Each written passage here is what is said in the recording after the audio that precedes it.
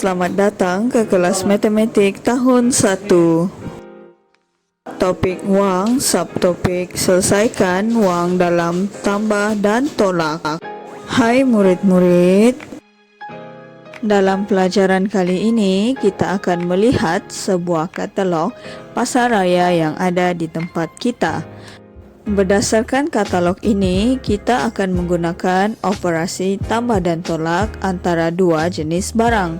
Kita juga akan mencari baki dari jumlah wang yang akan kita gunakan sewaktu hendak membeli barang. Ini adalah contoh katalog pasaraya.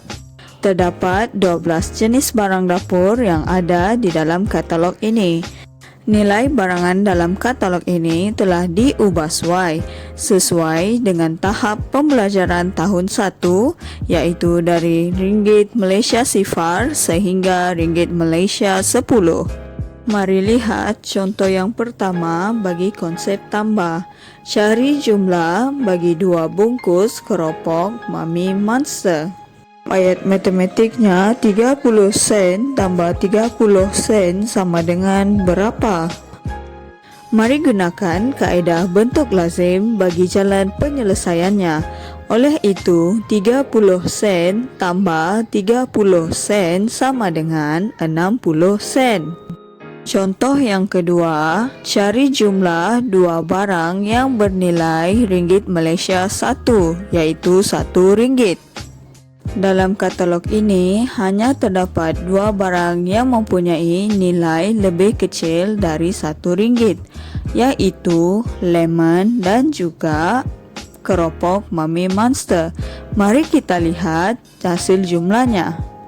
Ayat matematiknya ialah 70 sen tambah 30 sen sama dengan berapa? Mari selesaikan dalam bentuk lazim, yaitu 70 sen tambah 30 sen sama dengan 100 sen. 100 sen ialah bersamaan dengan ringgit Malaysia 1, yaitu 1 ringgit. Mari lihat konsep tambah yang seterusnya. Ianya melibatkan nilai yang lebih besar. Cari jumlah antara sebotol minuman berkarbonat dengan sekotak susu segar.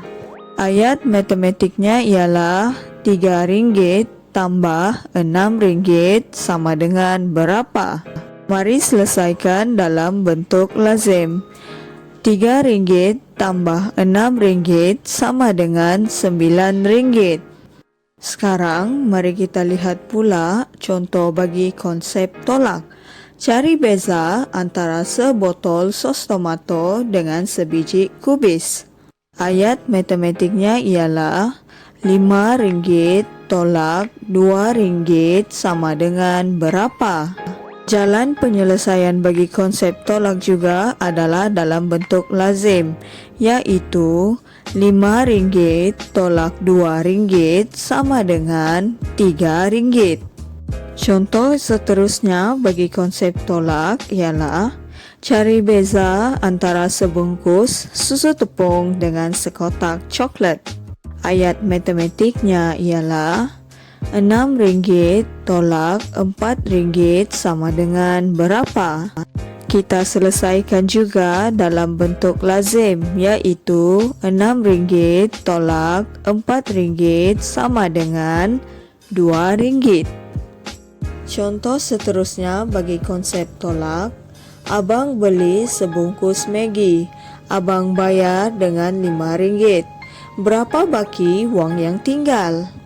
Ayat matematiknya ialah 5 ringgit tolak 4 ringgit sama dengan berapa? Dengan menggunakan bentuk lazim juga, 5 ringgit tolak 4 ringgit sama dengan seringgit. Contoh yang terakhir bagi konsep tolak ini adalah melibatkan penolakan sebanyak 2 kali. Mari lihat soalannya. Ibu habiskan 10 ringgit untuk 2 jenis barang. Apakah barang-barang itu? Terdapat 7 jenis barang yang sama nilainya, yang mana apabila ditolak dengan 10, hasilnya akan menjadi sifar. Terdapat 3 jenis ayat matematik bagi soalan ini. Pertama, Rp10 tolak Rp5 tolak Rp5 sama dengan sifar. Kedua, Rp10 tolak Rp6 tolak Rp4 sama dengan sifar.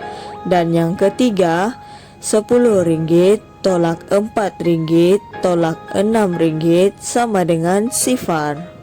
Ini adalah contoh-contoh penyelesaian bagi ketiga-tiga ayat matematik tersebut dalam bentuk lazim.